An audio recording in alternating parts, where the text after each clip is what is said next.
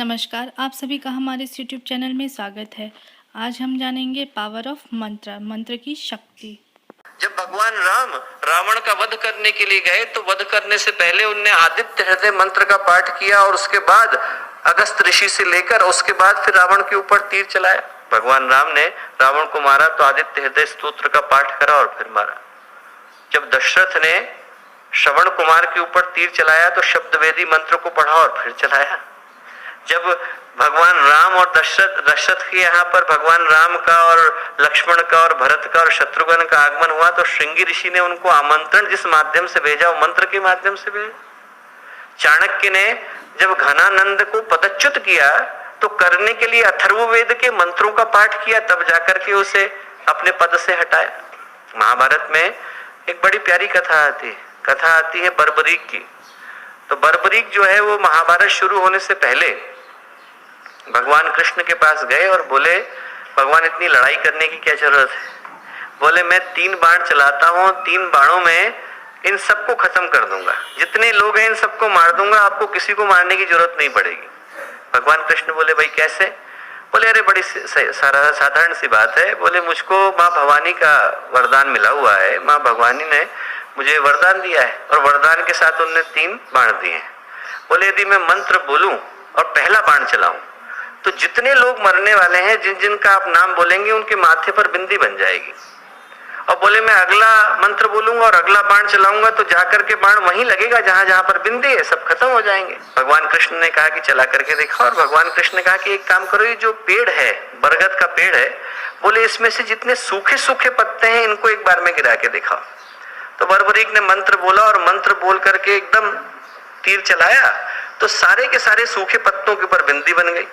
और यदि आप पिक्चरें देखें हॉलीवुड की तो हॉलीवुड की पिक्चरों में जो स्वॉट वाले आते हैं तो पहले जो है उनकी जाके बिंदी बन जाती है, फिर जाके गोली लगती है। बर्बरीक ने तब 6000 साल पहले बता दिया, तो उनने जो है बिंदी बन गई जाके। अब बिंदी जब बन गई तो उसके बाद उसने भगवान कृष्ण ने देखा कि तो सही कह रहा है। भगवान कृष्ण ने एक सूखा पत्ता लिया और अपने पैर के नीचे दबा लिया, अंगूठे के नीचे दबा लिया। उसने अगला तीर चलाया और अगला तीर जाकर के एक बार में उसने सारे सूखे पत्तों को गिरा दिया तीर ने। पर चूंकि एक पत्ता भगवान कृष्ण के पैर के नीचे दबा रह गया तो बाण निष्फल चला गया। तो बर्बरीक ने कहा कि प्रभु मेरा आशीर्वाद आपने जो मिला था इसको आपने विफल क्यों जाने दिया? भगवान कृष्ण बोले बर्बरीक तुमसे कोई व्यक्तिगत दिक्कत नहीं थी, पर ये महाभारत लोगों के कर्मों का परिणाम देने के लिए। हर व्यक्ति अपने अपने कर्मों के हिसाब से इसमें दंड पाएगा। तुम एक ही बार में सबको मार दोगे तो प्रकृति की व्यवस्था में जो है व्यतिरेक आ जाएगा, वो मैं नहीं आने देना चाहता। माँ भवानी बोली कि देखिए आपने ठीक ही किया, भगवान कृष्ण से बोली कि आपने ठीक ही किया जो किया, पर चूंकि अब मेरा आशीर्वाद था और वो विफल गया है तो मुझे आपको श्राप देना पड़ेगा। तो माँ भवानी ने श्राप दिया भगवान कृष्ण को कि जिस अंगूठे के नीचे आपने पत्ता दबा करके रखा था वो अंगूठा आपके शरीर का सबसे कमजोर हिस्सा होगा। तो जब जरा ने उनको अंत समय में तीर चलाया और ये सोच करके चलाया कि हिरण वहां पर बैठा है, तो भगवान कृष्ण के अंगूठे से ही आके टकराया। और वो जो उसके पीछे का कारण था वो वही बर्बरीक को दिया गया आशीर्वाद और उसके परिणाम स्वरूप मिला श्राप था। तो मंत्र के अंदर इतनी ताकत होती है। ऊर्जा को उत्पन्न करने के लिए मंत्रों के उच्चारण से सरल और सुगम दूसरा पथ नहीं है दोस्तों। ये बात बहुत ज्यादा गंभीर है, क्योंकि मंत्र जब हम लोग करते हैं तो इस बात को भूल जाते हैं कि उसके अंदर कितनी शक्ति जन्म ले रही। वही तो शब्द है, वही अल्फाबेट है, वही वर्णमाला है।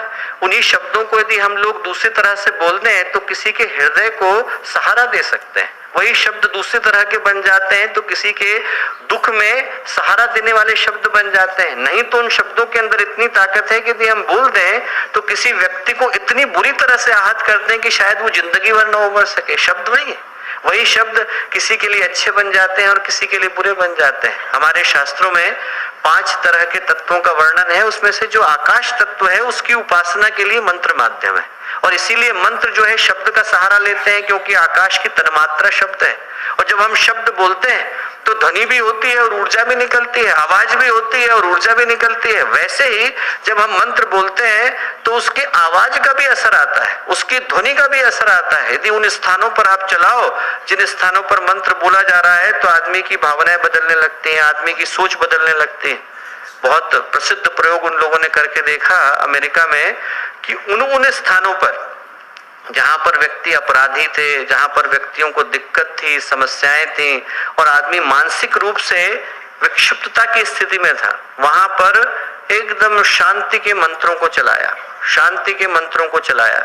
तो व्यक्ति जो अपराध करने की सोचते थे, वो व्यक्ति जो दूसरे की हानि करने की सोचते थे, वो लोग धीरे धीरे मन बदल करके तप करने की सोचने लगे, योग करने की सोचने लगे, आध्यात्मिक उत्थान के लिए सोचने लगे।